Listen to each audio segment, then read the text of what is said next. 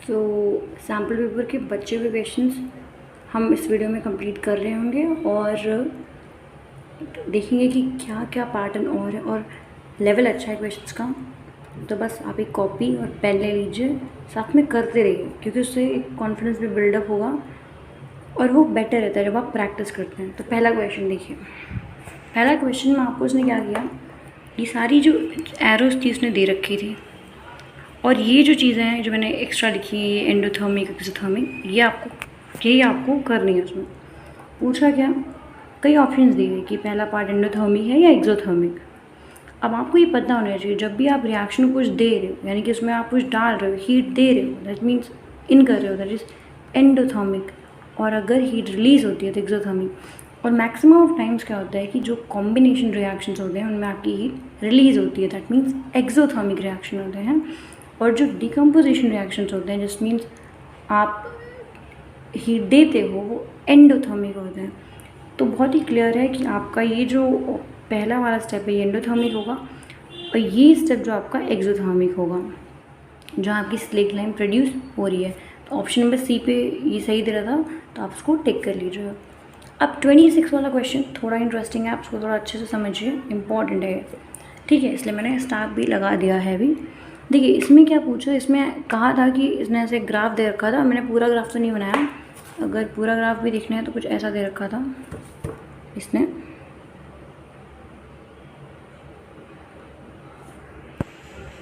ये चीज़ें दे रखी थी कि पीएच वैल्यू है और ऐसे आप ग्राफ रीडिंग कर लो, देखो। तो मैंने मैक्सिमम मैंने मिनिमम यहाँ से निकाल लिया। अब मैक्सिमम हाइट मेरे को 2002 ईयर में मिली थी और मिनिमम हाइट जो मुझे मिली थी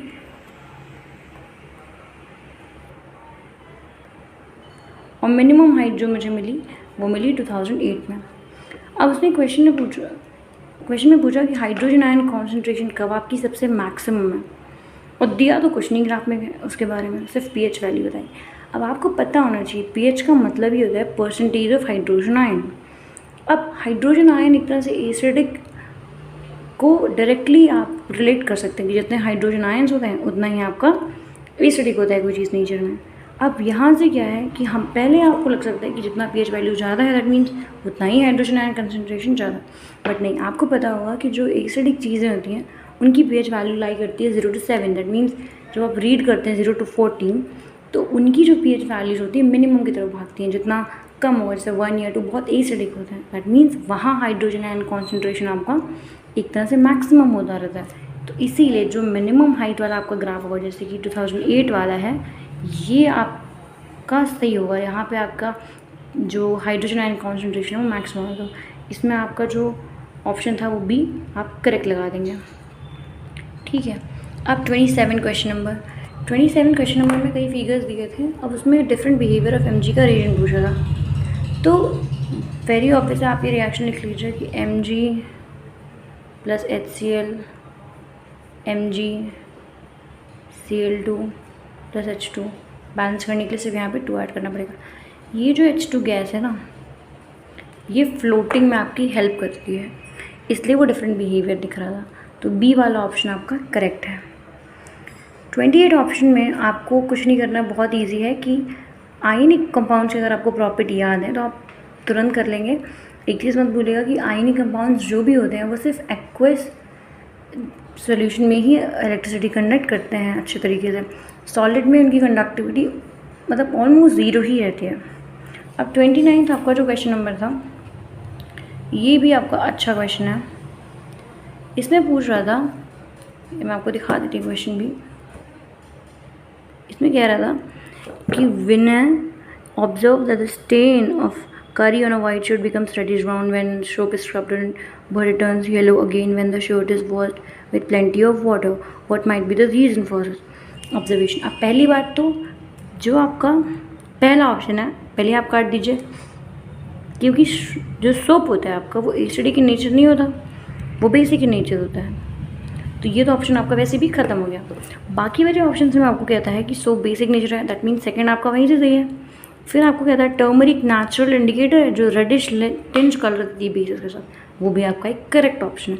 फर्स्ट एंड थर्ड यहाँ मतलब सेकेंड एंड थर्ड आपका करेक्ट है, और वो चीज़ आपके ऑप्शन बी में कह रही है इसको ध्यान से देखिएगा कि कहाँ कहाँ वो सारे ऑप्शन दे रहे हैं, इसलिए आप इसमें बी वाला ऑप्शन करेक्ट कर देंगे। अब आपका जो 30 क्वेश्चन नंबर था उसमें आपको कह रहा था कि किस केसेस में, सेटअप्स में आपकी जो बल्ब होगी वो ग्लो करेगी। अब मैं आपको बता दूं, बल्ब तभी ग्लो करेगी जब आयंस, जो आपका सोल्यूशन होगा उसके आयंस की वजह से आपका सर्किट एक तरह से कंप्लीट होगा। और आपको ये पता होना चाहिए जो भी आपके ये शुगर सोल्यूशन होते हैं या फिर अल्कोहल एंड वाटर होते हैं, ये सारी चीज़ें आपका नहीं कंडक्ट कर पाती हैं क्योंकि इनमें आयंस नहीं होते। पर एसिड हो या कोई बेस हो, इवन आपके जो ये वेजिटेबल जूसेस होते हैं जैसे टमाटो जूस, नॉल, अनियन के जूस, ये सब कंडक्ट करते हैं। क्यों? क्योंकि ये एक्चुअली टमाटो जूस अच्छा करते हैं क्योंकि वो एसिडिक होता है नेचर में, सबको पता है। और लाइम वाटर भी आपका एक एसिडिक in नेचर है, तो लाइम वाटर और जो डाइल्यूट HCl सोल्यूशन वाला बीकर है से वही कंडक्ट करेगा। तो आपका first and fourth option conduct कर रहे होंगे, दैट मीन्स आपका बी वाला ऑप्शन यहाँ पे करेक्ट हो जाएगा। तो ये क्वेश्चन आपका अच्छा है, तो ध्यान से करिएगा कि फ्रूट जो आपके वेजिटेबल जूसेस होते हैं, कई ऐसे होते हैं जो इलेक्ट्रिसिटी कंडक्ट कर रहे हो। 31 आपका क्वेश्चन क्या कह रहे हैं, अब आपका रीजन और असर्शन वाला पार्ट आ गया है। ठीक है, तो रीजन और असर्शन वाला जो पार्ट है काफ़ी इंपॉर्टेंट होने वाला है एग्ज़ाम पॉइंट ऑफ व्यू से भी, आगे भी आपको 12th तक या फिर उसके बाद भी कॉम्पिटेटिव एग्जाम्स में बहुत इंपॉर्टेंट होने वाला है। तो इसकी अंडरस्टैंडिंग करिए और अच्छे से समझिए। सबसे पहली चीज़ आपको ये समझना है कि हर क्वेश्चन जो असोसिएशन रीजन है उसमें ऑप्शन नहीं दे रहा। आपको जो वो 4 ऑप्शन से दिमाग में रखने हैं। पहला कि ए, मतलब आपका ए ऑप्शन कहता है both A and R true and R आपका करेक्ट एक्सप्लेनेशन भी है ए का, मतलब ए एंड आर ट्रू तो हैं पर आपका जो आर है वो ए को करेक्टली एक्सप्लेन कर रहा है। सेकेंडली कह रहा है कि A and R true but R is not correct explanation of A. अलग अलग तो ये इंडिपेंडेंटली सही हैं, बट अगर एक्सप्लेन करने की बात करें आप, बी ए को नहीं करता। सी एंड डी ऑलमोस्ट समझ रहा होगा, ए ट्रू है, आर फॉल्स है, ए फॉल्स है, आर ट्रू है। अब पहला आपका कह रहा है कि fresh milk in which baking soda is added takes a longer time to set as curd, baking soda decreases the pH value of fresh milk below it. तो पहला ऑप्शन बिल्कुल सही है, अगर आपने पढ़ रखा होगा अच्छे से कि फ्रेश मिल्क को कई बार इसलिए उसमें बेकिंग सोडा ऐड करते हैं ताकि वो उसकी pH वैल्यूज़ को बढ़ा दिया जाए। पता होना चाहिए कि बेसिक होता है उनकी pH वैल्यूज़ ज़्यादा होती हैं। तो रीजन तो आपका एक्सप्लेनेशन की बात छोड़िए, रीजन आपका इंडिपेंडेंटली भी गलत है यहाँ पे, तो इसलिए ऑप्शन 20 में आप करेक्ट कर रहे होंगे, 31 में ऑप्शन बी।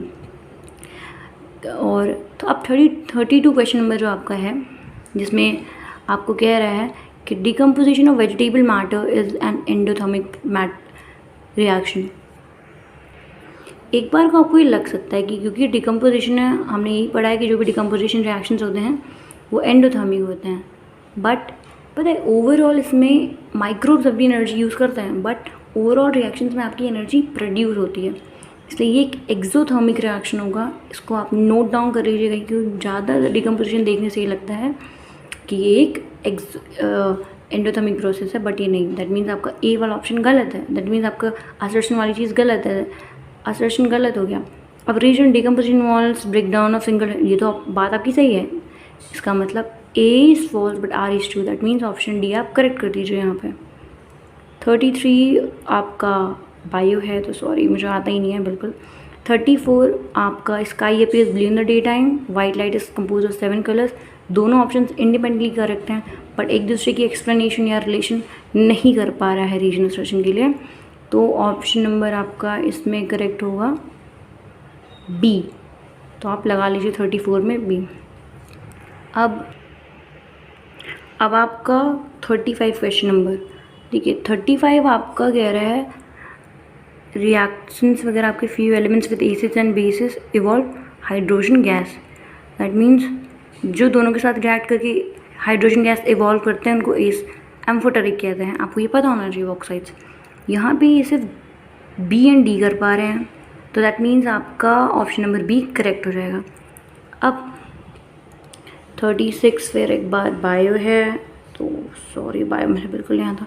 37 भी, 38 भी। अब 39 वाला जो है ये अच्छा क्वेश्चन है, मैंने यहाँ पे सॉल्व कर रखा है इसको ऑलरेडी। देखिए इसमें पावर आपको बता रखा था कि आपकी पावर नेगेटिव थी, ये भी दिया था उसने। और पूछा था फोकल लेंथ बता दीजिए। आपके ऑप्शन दिए थे कि क्या लेंस है क्या फोकस है। तो आपको बताना चाहिए साइन आप चेंज नहीं करते जब आप पावर और एफ का रिलेशन होता है। तो P is equal to 1/f simply आप लिखते हैं और फिर जो साइन है उसी हिसाब से आपका आंसर आता है। 1/p था 1/-4 किया। अब याद रहे क्योंकि SI यूनिट्स होती हैं तो आंसर मीटर में आ रहा है, फिर कन्वर्ट करके मैंने 100 से उसको मल्टीप्लाई करके उसको सेंटीमीटर में कर दिया। -25 सेंटीमीटर आपका आ रहा है। आपका ऑप्शन डी करेक्ट है, जिसमें कन्वेक्स लेंस है। फोकल लेंथ आपकी -25 सेंटीमीटर है। सॉरी वो कॉन्वेक्स नहीं, कनकेव कर लीजिए।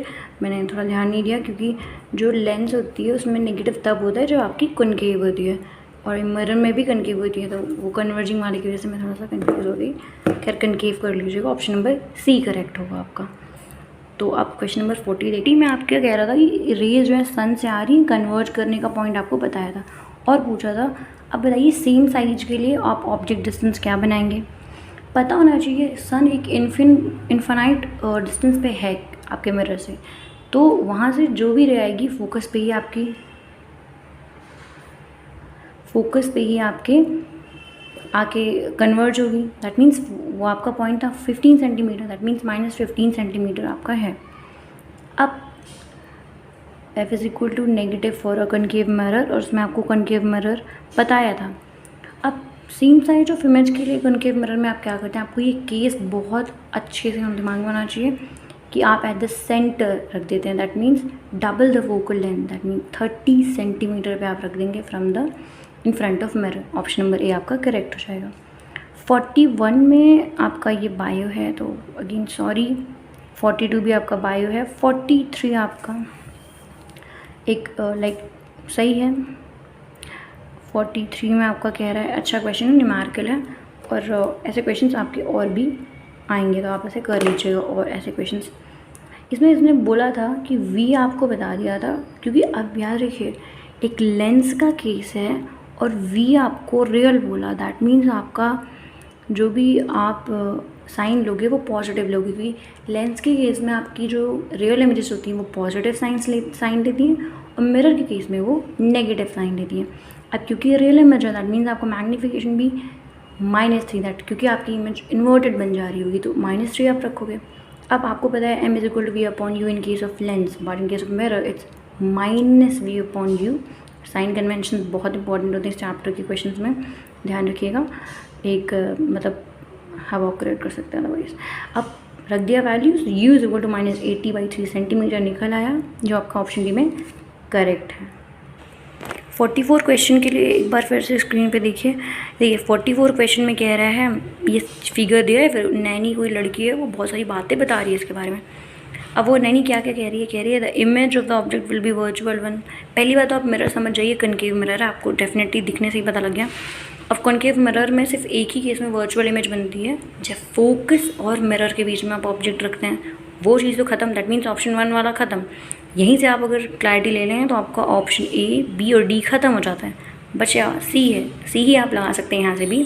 खैर आगे भी आप अगर पढ़ लेंगे स्टेटमेंट तो आपको पता चलेगा कि ये करेक्ट है, क्योंकि the reflected ray travel on the same path incident ray but in opposite direction, image of the object will be inverted, concave mirror है, फोकल लेंथ आपकी नेगेटिव होगी। तो खैर ये भी एक तरीका सही था, बट आइडियली आप ऐसे भी कर सकते थे बिना आपको पूरा पढ़ना भी ना पड़े। अब क्वेश्चन नंबर 45 थोड़ा बढ़िया क्वेश्चन है। अब देखिए इसमें आप पहले पढ़ लीजिए अच्छे से कि angle 1 is equal to angle 3 is equal to angle 4। अब क्योंकि वो एंगल्स आपके सेम आ रहे हैं दैट मीन, और एंगल 2 आपका एंगल 1 से छोटा है, जहाँ इसने कह दिया एंगल 2 एंगल 1 से छोटा है दैट मीन्स आपका जो मीडियम 2 है एंगल मीडियम 1 से डेंसर है। अब मीडियम 1 से डेंसर है तो पर angle 1 is equal to angle 3 है, दैट मीन्स आपकी जो 1 की और 3 की डेंसिटी है, 4 की भी डेंसिटी आप सेम ही ले लीजिए, क्योंकि जब एंगल सेम है तो आपकी डेंसिटी भी सेम है, क्योंकि रिफ्रैक्शन का आपका एंगल्स एकदम सेम ही आ रहा है, वो इन दैट केस ही आता है। तो इसमें पहली बात मीडियम 2 को रेयरेस्ट बताया है बी ऑप्शन में, वो तो बिल्कुल गलत है, क्योंकि मीडियम 2 1 से डेंसर है, 1 से डेंसर है दैट मीन्स 3 से भी डेंसर है, 4 से भी। इसका ऑप्शन डी बिल्कुल करेक्ट, साफ साफ आपको लग जाएगा कि medium 1 and 3 are essentially the same medium, but the medium 2 is denser than medium 1 and 3। तो ये वाला ऑप्शन आप करेक्ट करिए, ऐसे क्वेश्चंस आने वाले हैं और अच्छे से इसको समझ लीजिए। अब 46 क्वेश्चन नंबर जो है आपका वो मैंने सॉल्व किया है। तो देखते हैं, मैं आपको फ्लिंट ग्लास की उसने रिफ्रैक्टिव इंडेक्स बताई थी विद रिस्पेक्ट टू एयर, और आपकी अल्कोहल की भी बताई थी जो मैंने AL से डोनेट कर दिया यहाँ पे। अब पूछा कि फ्लिंट ग्लास की विद रिस्पेक्ट टू अल्कोहल क्या आएगी। देखिए, उसके लिए आपको फॉर्मूला याद होना चाहिए, that means flint glass upon the refractive index of alcohol. फिर आपने वैल्यूज़ पुट कर दी। अब 1.21 आपका। अब डिवीजन बहुत सही से करिएगा क्योंकि कई ऑप्शंस ऑलमोस्ट मैचिंग दे सकते हैं, तो थोड़ा ध्यान से करिएगा, मैथमेटिकल कैलकुलेशन की वजह से डिज़ास्टर हो सकता है पेपर वाला। 47 क्वेश्चन भी आपका अच्छा था, न्यूमेरिकल है, दैट मीन्स आपके 3-4 न्यूमेरिकल्स आने ही आने हैं, तो न्यूमेरिकल इग्नोर मत करिएगा। F आपको बताया था 10 सेंटीमीटर प्लस रखा क्योंकि कन्वेक्स लेंस थी। ऑब्जेक्ट साइज आपको बता रखा था, मिलीमीटर में सेंटीमीटर में कन्वर्ट करिएगा क्योंकि यूनिट्स अलग हो जाती हैं, तो आंसर कई बार रॉन्ग आ जाता है। U आपका -5 सेंटीमीटर, माइनस रखते हैं U में हमेशा, कोई भी केस हो, लेंस और मिरर डज मैटर। अब आपका लेंस का फॉर्मूला आपने रखा, याद रहे लेंस के फॉर्मूला में बीच में माइनस होता है ना कि प्लस, एज मिरर फॉर्मूला। तो वैल्यू सारी रखने के बाद V आपका -10 सेंटीमीटर आया। अब इसने मेरे को पूछा था कि इमेज की हाइट बताइए, मैंने वही फॉर्मूला यूज़ किया। जब भी आपको ऐसा किया जाए तो आप यही यूज़ करते हैं। फिर मैंने चीज़ें वैल्यूज़ रखी, HI आपका 0.4 सेंटीमीटर निकला, मिलीमीटर में कन्वर्ट करने के लिए 10 से मल्टीप्लाई किया, 4 मिलीमीटर। ऑप्शन C आपका करेक्ट आ जा रहा है। तो थोड़ा ध्यान से करिएगा न्यूमेरिकल्स, अदरवाइज़ ईजी पे डिफ़िकल्ट हो जाता है। 48 वाला जो आपका है वो काफ़ी ईजी है, मैं मानती हूँ बिल्कुल ही, मतलब अगर एक कोई क्वेश्चन बहुत ईजी हैं तो 48 आप उसमें लिख लीजिए। कह रहा है कि कंपनी टेस्ट करी फ्यू एलिमेंट्स को, किसको वो यूज़ करेगी, मैन्युफैक्चरिंग यूनिट है। तो अब देखिए, पहली बात तो किसको नहीं यूज़ करेगी। पहली बात तो आपका W जो है बहुत ही बढ़िया चीज़ है, मैलेबल है, डक्टाइल है, कंडक्टिव है, मेल्टिंग पॉइंट भी हाई है। कोई भी इलेक्ट्रिकल जब डिवाइस यूज़ होते हैं तो उनका ये चीज़ें वो जरूर टेस्ट करते हैं कि मेल्टिंग पॉइंट हाई हो, वरना वो जल्दी पिघल जाते हैं तार। W तो आपका बिल्कुल सही है, दैट मीन्स XYZ आप देख लो, बिल्कुल कुछ ना कुछ कमियाँ सब में हैं, तो ये ऑप्शन आपका B में है, तो इसलिए B वाला आपका यहाँ पे गलत हो जाएगा। तो ऑलमोस्ट हमने कर लिया है क्वेश्चन नंबर 48 तक, कुछ ही क्वेश्चन बाकी हैं। बचे हुए क्वेश्चंस अगले वीडियो में हम कर रहे होंगे। होप आपको समझ आई हो, और if you like the video please click the like button, share it and please subscribe the channel. Well, thank you for